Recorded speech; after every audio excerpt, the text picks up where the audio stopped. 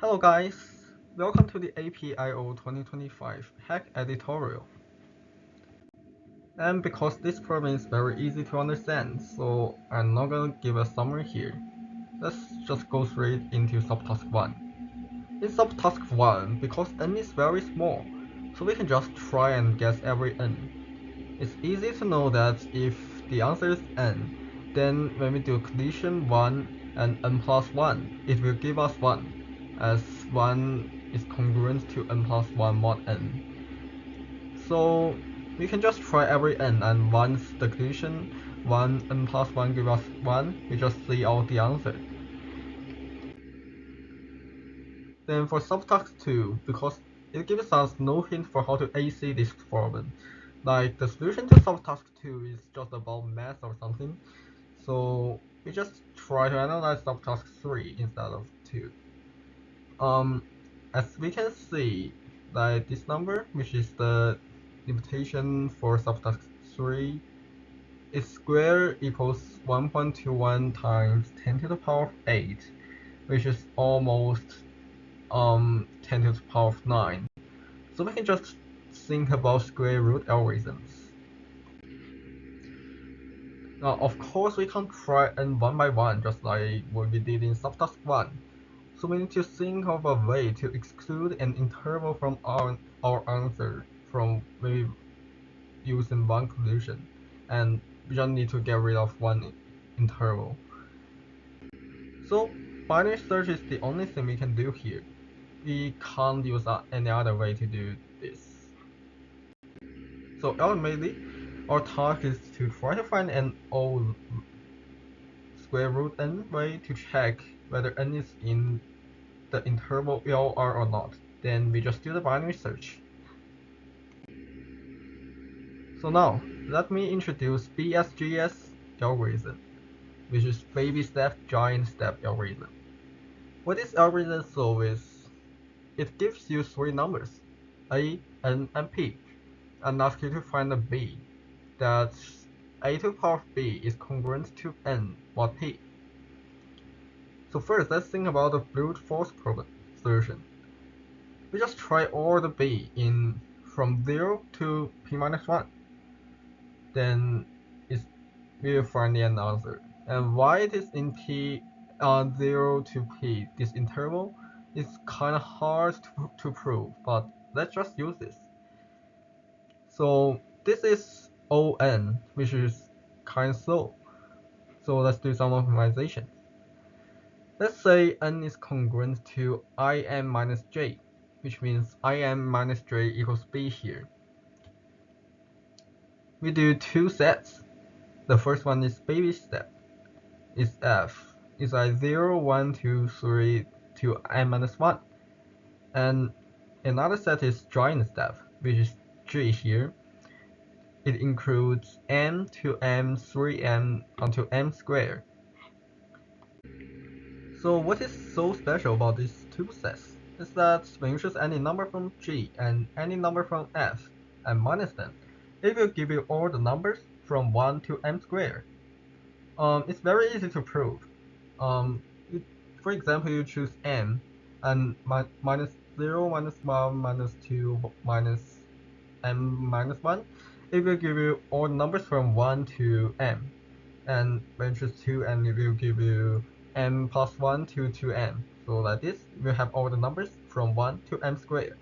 And when n equals square root p rounded up, we will have all the numbers from 1 to p, which is what we have in brute force thing, except 0. So you just try 0. Remember to test 0. Okay. So we put all the a to the power of g in the hash table, or whatever you want. Then try all the baby steps in f. If the value of a to the power of f is in the hash table, which means it appears in giant step, then the answer will be g minus f. Now back to our problem. If you want to check whether n is in LR or not, instead of do brute force, like subtask 1, try all the numbers from LR. that is so slow. We use the idea of BSGS to help us to use square root n times to solve this problem. So for BSGS, you have two sets like this, and when you minus them, it covers all the numbers in 1 and 2 n squared. And if you want to cover L and R, we just do this. Baby step is from 1 to n. Joint step is just like BSGS, but you pass L here and do all the numbers until R. Why we don't have 0 here is because the grader doesn't allow you to use 0, so we start by 1. Now, we check LR. We just push these two sets into collision function and see whether it returns 0 or not. But does this method work? I mean, for BSGS, it's G minus F covers all the numbers from 1 to n squared. And these two numbers are from the different sets. One is from F and one is from G. However, for this problem, the hash collision could happen if two numbers from both F or G are congruent mod P. For example, if you have L, let's say L equals 10, you have F still 1, 2, 3, and you will have 2 minus 1, 3 minus 1, which is 1 and 2 or something that is less than L. That could happen as well, which is not in the interval LR. However, even if this happens, we know that n must be less than R. Because if you choose any two random number from F and G, their difference must be less than R. Yeah, you can't get maybe R plus 2, R plus 3, you can't get this. It must be less than R, right? So, we just check L and the interval L to middle. Because if we check middle to R, n might be less than middle. So we just check L to middle and it will work. Yeah. But unfortunately, this method still can't AC. In this case, let's analyze the price. Let's say Fn is the price for n numbers. The price would be Fn on 2 for the binary search thing, and 2 times square root n on 2 for doing the BSGS checking thing. And I wrote the program in Python, and you will see f10 to the power of 9 equals this number, which will only give us 78 points. Very unfortunate. We need more optimization here. If you are old enough, you will find that when f is half of the 10 to the power of 9, it will give, the price is this number that the program gives us, which is enough to AC. So we need to try to maybe reduce half of this. And still, if you're old, you'll find that there are reasons that you can ask number up to 10 to the power of 18 for collision function, though that n is up to 10 to the power of 9.